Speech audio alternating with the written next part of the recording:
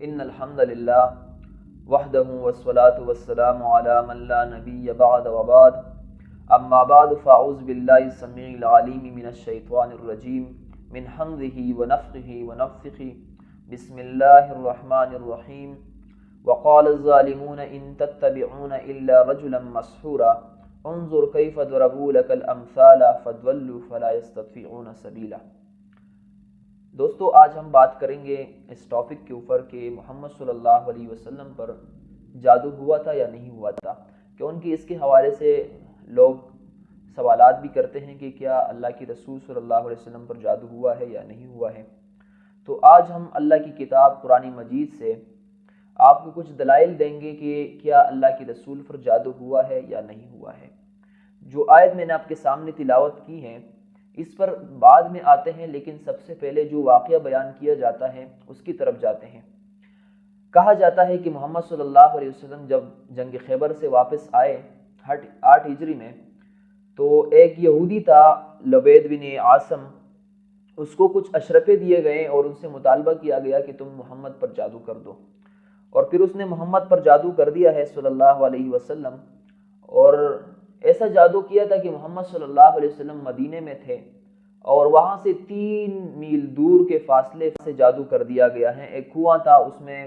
انہوں نے کچھ کنگھی اور اللہ کے رسول کے بال، اس طرح کچھ کہا جاتا ہے، واقعات بیان کیے جاتے ہیں کہ یہ رکھے ہوئے تھے، اور اس کی وجہ سے محمد صلی اللہ علیہ وسلم پر اثر ہوا تھا۔ اور یہ اثر ایسا ہوا تھا کہ محمد صلی اللہ علیہ وسلم کو پھر پتہ نہیں لگتا ہے کہ میں نے یہ فلاں کام کیا ہے یا نہیں کیا ہے، میں اپنی بیویوں کے پاس گیا ہوں یا نہیں گیا ہوں، میں نے کھانا کھایا ہے یا نہیں کھایا ہے۔ ایک روایت میں تو یہاں تک آتا ہے کہ مطبوب یعنی مسحور، یعنی محمد صلی اللہ علیہ وسلم کی حالت اس طرح ہو گئی ہے کہ اس کو کسی نے رسیوں سے باندھ لیا ہو، جکڑ دیا ہو اس کو کسی نے، ایسی حالت ہو گئی تھی محمد صلی اللہ علیہ وسلم کی۔ اور یہ کہا جاتا ہے کہ یہ اثر کافی دن رہا، کچھ روایات میں بہت سارے جو ہے 6 مہینے کا بتایا جا رہا ہے، کچھ میں 40 دن کا بتایا جاتا ہے، مختلف روایات ہیں، لیکن بہرحال یہ واقعات روایات سے ہمیں ملتے ہیں۔ تو دیکھتے ہیں کہ قرآن مجید اس کے بارے میں کیا کہتا ہے۔ سب سے پہلے آپ یہ جاننے کی کوشش کریں کہ جادو ہے کیا چیز۔ میں مختصراً آج اس ویڈیو میں بتانے کی کوشش کروں گا، اور پھر آگے جاؤں گا محمد صلی اللہ علیہ وسلم کے حوالے سے جو الزام ہے اس کا میں قرآن مجید سے رد کروں گا۔ جادو کہتے ہیں دھوکے کو، فریب کو، جھوٹ کو، یہ کفر ہے، یہ شرک ہے۔ قرآن مجید نے اس کے لیے مختلف الفاظ ذکر کیے ہیں، افکن کے الفاظ استعمال کیے ہیں، قیدن کے الفاظ استعمال کیے ہیں۔ کبھی کہتا ہے انما صنعوا قید الساحر، اس کے لیے صنعت کاری کے الفاظ بھی قرآن مجید نے استعمال کیے ہیں۔ یہ دھوکہ ہے، یہ فریب ہے، اس کے سوا اس کی کچھ حقیقت نہیں ہے۔ یہ مافوق الاسباب کسی کے اوپر اس سے اثر نہیں ہوتا ہے، یہ مافوق الاسباب اثر کسی کو نقصان نہیں پہنچا سکتا ہے، اس کے اندر یہ صفت موجود نہیں ہے۔ تو آئیے اللہ کی کتاب سے جاننے کی کوشش کریں کہ اللہ کی کتاب کیا کہتی ہے۔ اللہ کی کتاب کہتی ہے، یہ سورہ فرقان کی آیت میں نے آپ کے سامنے تلاوت کی تھی، یہ سورہ فرقان سورت نمبر 25 کی آیت نمبر 8 اور 9 ہے۔ اس میں اللہ بیان فرماتے ہیں وَقَالَ الظَّالِمُونَ إِن تَتَّبِعُونَ إِلَّا رَجُلًا مَسْحُورًا، یہ ظالم لوگ کہتے ہیں صحابہ کرام سے کہ تم ایک ایسے شخص کی پیروی کر رہے ہو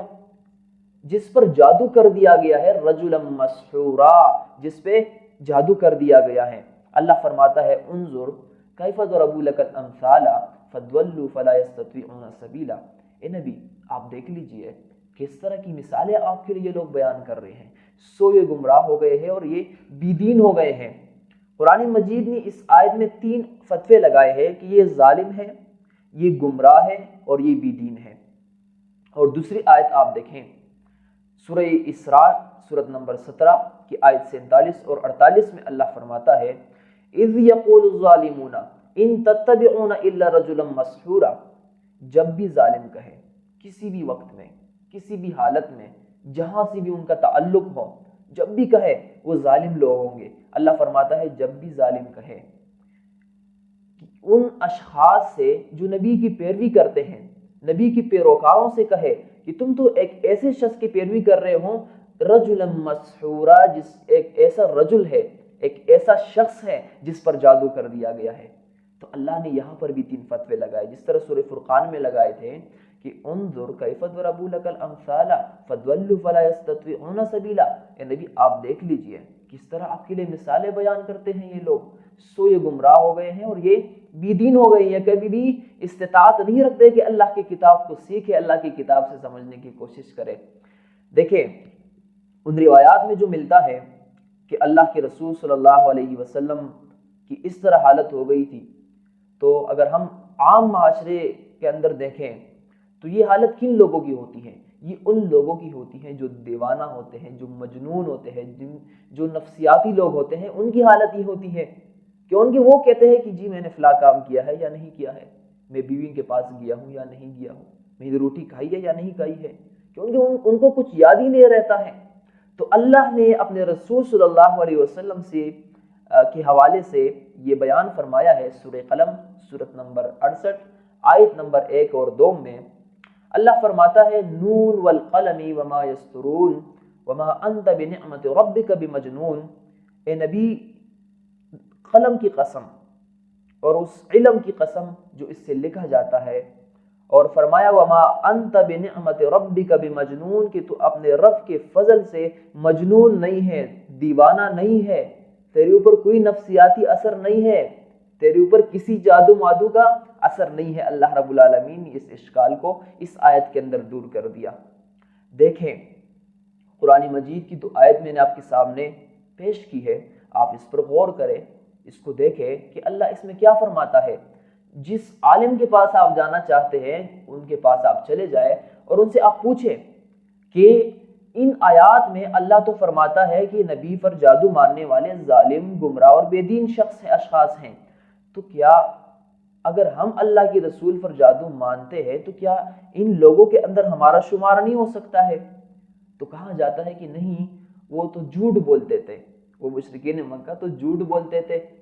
نبی پہ جادو ہو گیا تھا، ہم تو سچ بولتے ہیں کہ نبی پہ جادو ہو گیا، روایات سے ثابت ہے، یعنی وہ جھوٹ بولتے تھے، وہ جھوٹ بولتے تھے۔ اللہ نے پھر بھی ان کے اوپر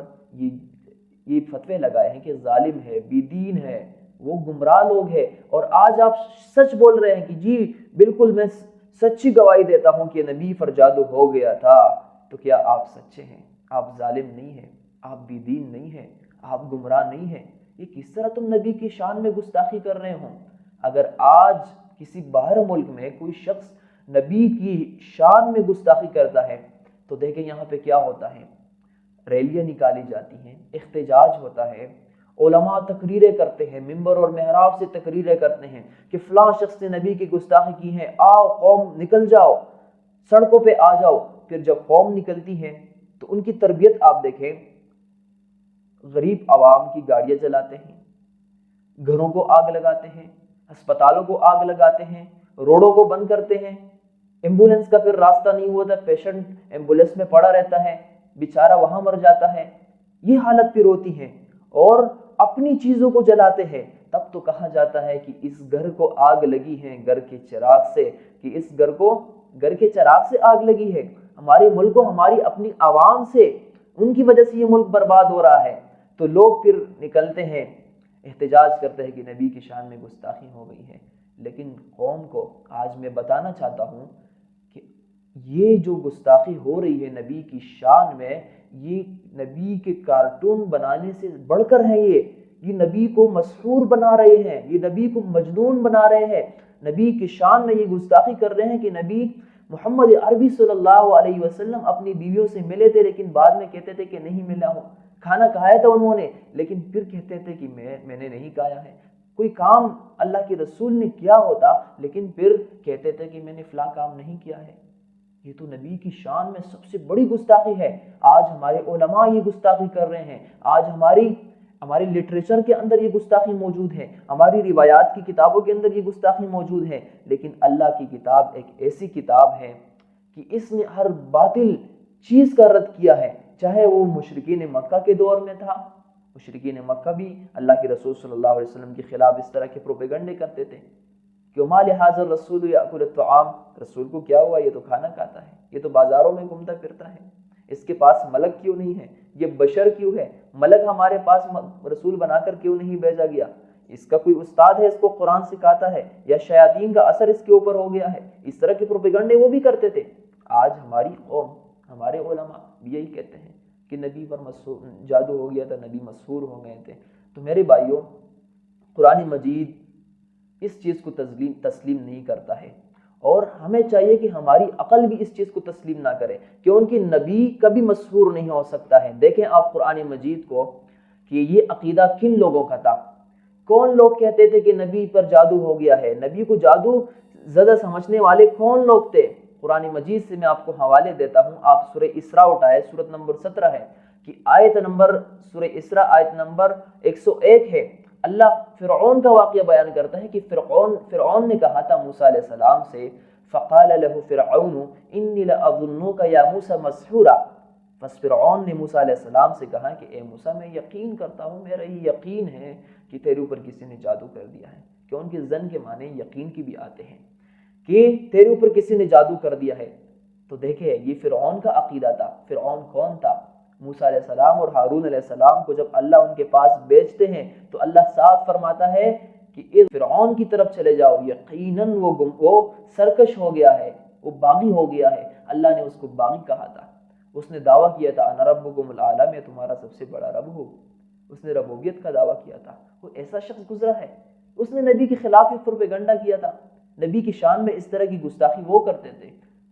آپ اور بھی قرآن مجید میں غور کریں، سورہ شورى اٹھائے، سورت نمبر 26 ہے،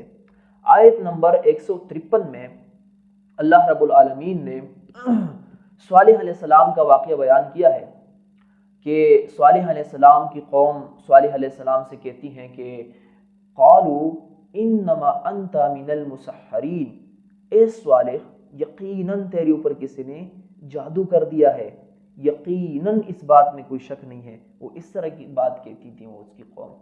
آپ تھوڑا آگے چلے جائیں، سورہ شورى ہی ہے، سورہ شورى آیت نمبر 26، سورت نمبر 26 کی آیت نمبر 185 میں اللہ فرماتا ہے شعیب علیہ السلام کی قوم شعیب علیہ السلام سے کہتی ہیں قالوا انما انت من المسحرین، کہ اے شعیب تیرے اوپر کسی نے جادو کر دیا ہے۔ تو آپ بتائیں صالح علیہ السلام کی قوم، گمراہ قوم، بے دین قوم، ظالم قوم، شعیب علیہ السلام کی قوم بھی اس طرح تھی، ان لوگوں کا یہ عقیدہ تھا، وہ نبی کو جادو زدہ سمجھتے تھے، اور آج ہم بھی نبی کو جادو زدہ سمجھتے ہیں، ممبر اور محراب سے اس چیز کو بیان کرتے ہیں۔ آپ دیکھیں سورہ ہجر، دیکھیے سورہ ہجر سورت نمبر 15 کہ آیت نمبر 14 اور 15 میں اللہ فرماتا ہے وَلَوْ فَتَحْنَا عَلَيْهِمْ بَابًا مِّنَ السَّمَاءِ فَظَلُّوا فِيهِ يَعْرُجُونَ لَقَالُوا إِنَّمَا سُكِّرَتْ أَبْصَارُنَا بَلْ نَحْنُ قَوْمٌ مَسْحُورُونَ۔ مشرکین کی حالت اللہ بیان کرتا ہے کہ اگر ان کے لیے آسمان کے دروازے کھول دیے جائے اور وہ یہ لوگ ان دروازوں میں چڑھیں بھی، اوپر چلے چڑھ جائے دروازوں میں، پھر بھی یہ خامخواہ کہیں گے کہ ہماری نظر بندی کر دی گئی ہے اور ہم تو وہ قوم ہے کہ ہم پر جادو کر دیا گیا ہے۔ یہ کن لوگوں کا عقیدہ ہے؟ سورہ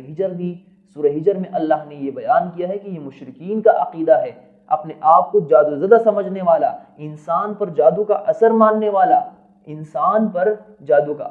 والا، یہ کون لوگ تھے؟ یہ مشرکین مکہ تھے۔